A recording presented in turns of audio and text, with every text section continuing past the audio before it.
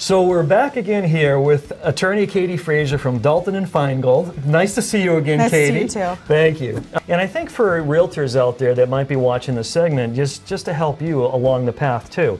You know, when your buyer is making an offer, you're representing the buyer. Obviously, you're putting eyeballs on the house.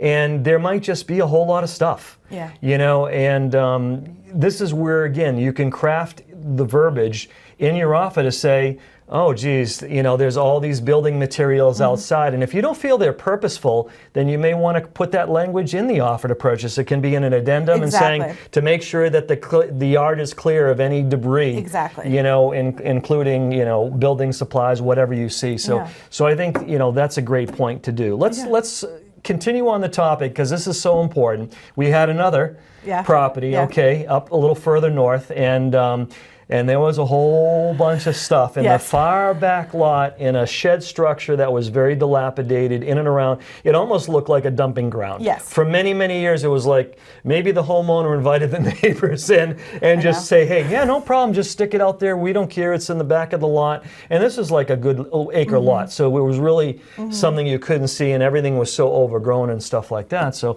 let's talk a little bit about that resolution. And I think part of this, too, that plays into it is who's the seller. Here, if it's an estate or if it's someone, the property's been vacant and it's someone else that's selling. Good point. And not someone that has been living in the property. I think that plays a role in it as well. So there was no one living in the property. Right. And so they're saying, well, we're selling it as is. And I think this is going back to the clauses we were talking about. We're selling what is as is? What does as is mean, and how do you define it? Luckily, as is was defined in the purchase and sale as the time of their inspection, but there was also a clause confirming all the debris needed to be removed, the yard needed to be cleaned. It specifically said that shed had to be cleaned out, which again helped us when Paul luckily proactively again heard buyer concerns about the property being properly cleaned out, and we were able to get ahead of it. And because we were able to get ahead of it, this time it wasn't a seller credit. Property was cleaned at closing. I mean, it was hours before the closing, but it was everything was out and the property was delivered in beautiful condition. And the buyers are much more relaxed, much happier at the closing table because they knew it wasn't anything that they had to worry about. But again, it took communication. If you wait to that final walkthrough, sometimes there's surprises. But so this is really what we're speaking to are properties where you have this as a concern. So it's not all properties that this, you need to be this far ahead. But if you have a yard or a shed that is filled to the brim, this is something you might want to consider just getting ahead of so that there's no surprises at the closing table. And I think some of the things that I did is we had pictures. I had pictures early on and said, here's some concerns, we may want to touch base. But I also touched base with the seller's agent, who was very collaborative in this.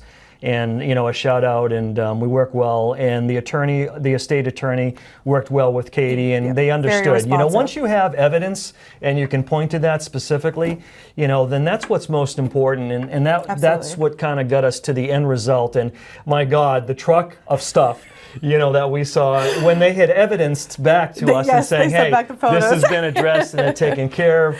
The buyers actually had to do a second walkthrough that morning and confirm to us. So it really was a happy ending for everybody, at the closing table. But this is really, I think, something that a lot of folks don't pay attention to, whether it's sellers agents or the sellers themselves about proper expectations or buyers. And for us, when we're working with buyers, we have to make sure that we're doing the right thing. I was going to say, you're hitting on something that just really brings another point up. Why is this important? Because once we close and once that deed is recorded at the Registry of Deeds, you are now the owner of the property. You own it. If you own the property and their items are still on it and there's no agreement as to how to address it, they're now your property.